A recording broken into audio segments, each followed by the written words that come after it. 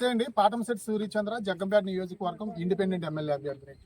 జగ్గంపేట గ్రామ పంచాయతీలో 2010వ సంవత్సరంలో సర్వే నెంబర్ 196/2లో 4 ఎకరాల 73 సెంట్లలో 170 మంది నిరుపేదలకు అప్పుడు కాంగ్రెస్ గవర్నమెంట్ గౌరవనీయులు శ్రీ తోట నరసింహం గారు ఆధ్వర్యంలో 170 మందికి పట్టాలు ఇవ్వడం జరిగింది.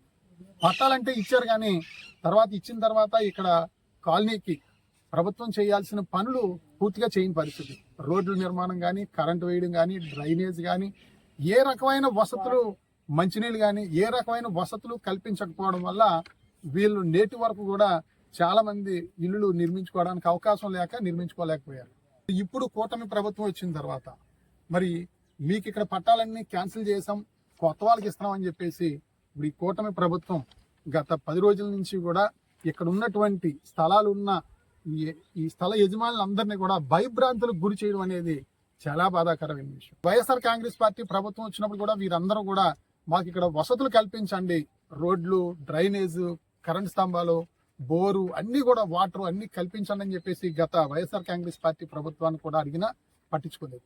ఎన్నికల్లో కూడా వీరందరూ కూడా మాకు పట్టాలు ఇచ్చారు, గతంలో మాకు అక్కడ అన్ని వసతులు కల్పించండి అంటే మరి నేటి గెలిచినటువంటి గద్దెనెక్కినటువంటి కూటమి నాయకులు మీకు ఇచ్చిన పట్టాలకు అక్కడ న్యాయం జరుపుతాం, అక్కడ ఉన్న ప్రతి ఒక్కరిని కూడా అక్కడే ఉంచి అక్కడ మీకు ఇల్లు లోన్లు పెడతాం, రోడ్లు వేస్తాం, స్తంభాలు వేస్తాం, మరి బోర్లు కొట్టిస్తాం, అన్ని వసతులు ఏర్పాటు చేస్తామని ఎన్నికల ముందు వాగ్దానాలు చేసి గద్దెనెక్కి 2 సంవత్సరాలు అయిన తర్వాత ఇప్పుడు వీళ్ళందరి నోట్లోని మట్టి కొట్టే పరిస్థితి ఇక్కడ జగ్గంపేటలో జరుగుతూ ఉంది.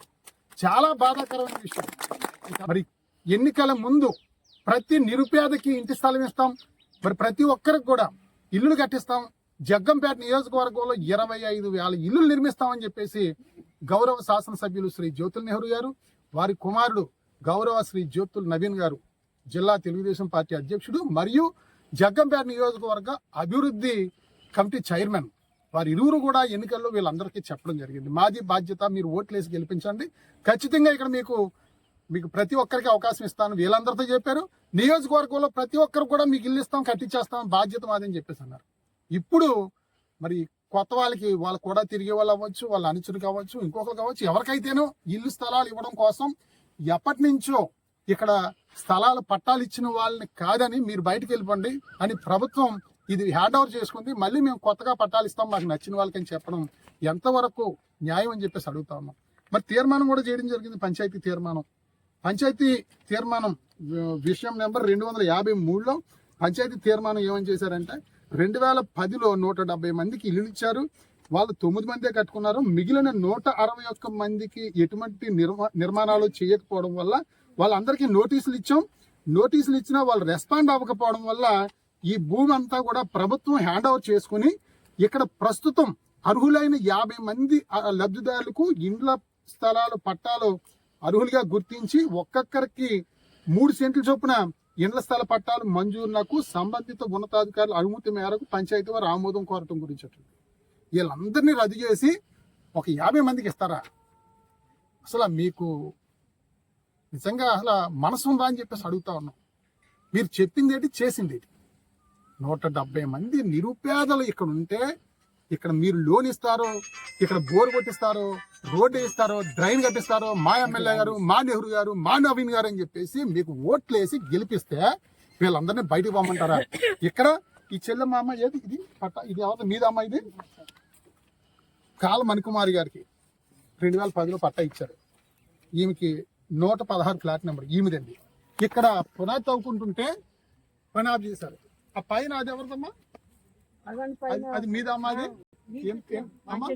అక్కడ పాపం ఓసు కట్టుకుంటుంటే మేస్త్రీలు పంపించారా? పైన శంకర్ రామలక్ష్మి గారు అంటే వీళ్ళ అమ్మగారి పేరుని, వీళ్ళ అమ్మగారు మీ నాన్నగారు చనిపోయారు. ఈ పాపది వీళ్ళని పొమ్మంటారా? ఇక్కడ ఈమె ఈ పొద్దున్న మిషన్ పెట్టి ఇక్కడ పని చేసుకుంటుంటే మిషన్ తీసుకెళ్లి పోలీస్ స్టేషన్ లో పెడతారా? అసలు న్యాయం ధర్మం అనేది లేదా మీకు? గౌరవ శాసనసభ్యులు శ్రీ జ్యోతుల నెహ్రూ గారిని ప్రజల పక్షాన మేము ప్రశ్నిస్తా ఉన్నాం. మీరు చెప్పిన మాట ప్రకారంగా ప్రజలందరికీ న్యాయం చేయండి, ప్రతి ఒక్కరికి ఇల్లులు కట్టడానికి మీరు సహకరించండి. అంతేగాని కట్టుకునే ఇల్లు నేను ఆఫ్ చేస్తానంటే ఇక్కడ చూస్తూ ఊరుకోరు. బాధితుల పక్షాన పోరాడతాం, నిలబడతాం, మిమ్మల్ని ప్రశ్నిస్తాం, వీళ్ళకి తోడుగా అండగా ఉంటామని చెప్పి తెలియజేస్తా ఉన్నాం. దయచేసి మీ విధానాలు మార్చుకోండి. ఇక 170 మందికి కూడా ఇల్లు కట్టించండి. ఇందులో భాగంగా కొంచెం మంది అప్పుడు సెక్స్ వర్కర్లకు ఇవ్వడం వల్ల వారికి అనేక రకాల రోగాలు రావటం వల్ల వారు చివరి దశలో ఆ వైద్యం చేయించుకోవడానికి డబ్బు లేక కొంచెం మందికి అమ్మేసుకున్నారు. వాళ్ళు ఇంట్లో ఉన్న వస్తువులు అమ్ముకుని, తాలిబొట్లు అమ్ముకుని, మరి 100కి 4 రూపాయలు 5 రూపాయలు వడ్డీలు తెచ్చుకుని వాళ్ళు కొనుక్కున్నారు చాలా మంది. ఆ కొనుక్కున్న వాళ్ళు ఎక్కడికి వెళ్ళిపోతారు ఇప్పుడు? అంటే అప్పుడు మీరు పట్టాలు ఇచ్చిన వాళ్ళు లేరు, చనిపోయారు కొంచెం మంది. వాళ్ళు కొనుక్కున్నారు, ఆ పట్టా తీసుకుని వాళ్ళ దగ్గర కాగితాలు రాయించుకున్నారు. ఇంచుమించు 10 సంవత్సరాలు, 12 సంవత్సరాలు, 13 సంవత్సరాల నుంచి కూడా కొనుక్కున్న వాళ్ళు కూడా ఎదురు చూస్తా ఉన్నారే. వాళ్ళందరూ డబ్బున్న వాళ్ళు కాదు కదా కొనుక్కున్న వాళ్ళు, అందరూ నిరుపేదలు. మరి వాళ్ళకి మీరు అన్యాయం చేసి వాళ్ళ నోట్లో మట్టి కొట్టి మీరు ఏ రకంగా సాధించడానికి మీరు ప్రయత్నం చేస్తా ఉన్నారని చెప్పేసి శ్రీ జ్యోతుల నవీన్ గారిని, జ్యోతుల నెహ్రూ గారిని కూడా మేము అడుగుతా ఉన్నాం. తప్పనిసరిగా మేము పేదల పక్షాన్ని నిలబడతాం.